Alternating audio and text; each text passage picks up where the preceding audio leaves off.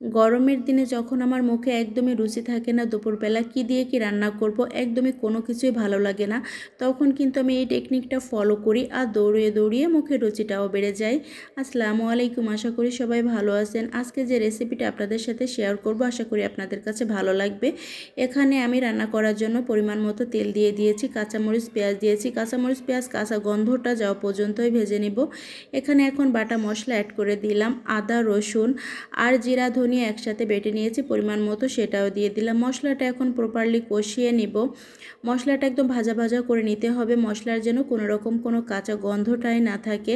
এভাবে ভেজে নেওয়ার পর আমি একটুখানি পানিও দিয়ে দিলাম কষানোর জন্য। যতই তেলে মশলাটা কষিয়ে নিন না কেন, যদি কষানোর জন্য একটু পানি দেওয়া না হয় তাহলে কিন্তু মশলাটার কাঁচা গন্ধটা থেকে যায়। পানি দিয়ে মশলাটা আমি আবারও ভালো করে কষিয়ে নিলাম।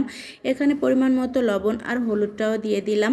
এখন আমি মাছটা দিয়ে দিব। এখানে আমি 4 কেজি প্লাস ওয়েটের একটা গ্লাস কাপ মাছের মাথা নিয়েছি। শুধুমাত্র এই মাথাটা দিয়েই আজকে রান্না করব। মাথাটা আমি টুকরো টুকরো করে নিয়েছি। তো মাথা দিয়ে কিন্তু এভাবে রান্না করলে খেতে অনেক বেশি মজার হয়। কে কে এভাবে খেয়েছেন অবশ্যই কমেন্টস করে জানাবেন। মাথাটা আমি এখন ভালো করে কষিয়ে নিব, আর এইভাবে টুকরো টুকরো করে একটু ঝাল ঝাল করে কষিয়ে রান্না করলে কিন্তু খেতে খুবই ভালো লাগে। তো আমি আরেকটু পানি দিয়ে দিলাম কষানোর জন্য। তো এই মাথাটা দেখে অনেকেই ভাবতেছেন এভাবে রান্না করলে কি মুখের রুচি আসে। আস্তে আস্তে প্রসেসিংটা দেখতে থাকেন তাহলেই তো বুঝবেন, তাই না? তো এখানে মশলাটার সাথে কিন্তু আমি ভালো করে কষিয়ে নিব। আমি কখনোই কিন্তু ভাজা মাছ দিয়ে এভাবে রান্না করি না, আমার কাছে কাঁচা মাছ দিয়ে মশলা কষিয়ে রান্না করলেই খেতে বেশি ভালো লাগে। তো মাথাটা কিছুক্ষণ কষিয়ে তারপরে আমি এখানে কসুরমুখী দিয়ে দিলাম। কসুর চড়া বলে অনেকেই, তো আমাদের এলাকায় আমরা কসুরমুখী বলি। কসুরমুখী দিয়ে রান্না করলে কিন্তু খেতে বেশি ভালো লাগে, বড় মাছ বা তেলযুক্ত মাছ দিয়ে। আর যে কোনো কচু আমার কাছে খেতে অনেক বেশি ভালো লাগে।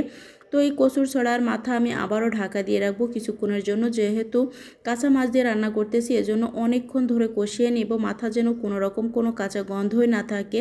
দেখবেন যে কোনো সময় কিন্তু ভাজা মাছ দিয়ে রান্না করলে মাছটা শুধুমাত্র ভালো লাগে, তরকারি খেতে অতটাও বেশি ভালো লাগে না। কিন্তু এভাবে মাথা বা মাছ, বড় মাছ কষিয়ে মশলার সাথে রান্না করলে কিন্তু তরকারির ঝোলটাও খেতে অনেক বেশি ভালো লাগে। অনেকে বলতে পারেন কাঁচা মাছ দিয়ে বা মাথা দিয়ে রান্না করলে কোনো রকম গন্ধ লাগে কিনা। একটু টাইম নিয়ে কষিয়ে নিলে কিন্তু কোনো রকম কোনো গন্ধই লাগবে না।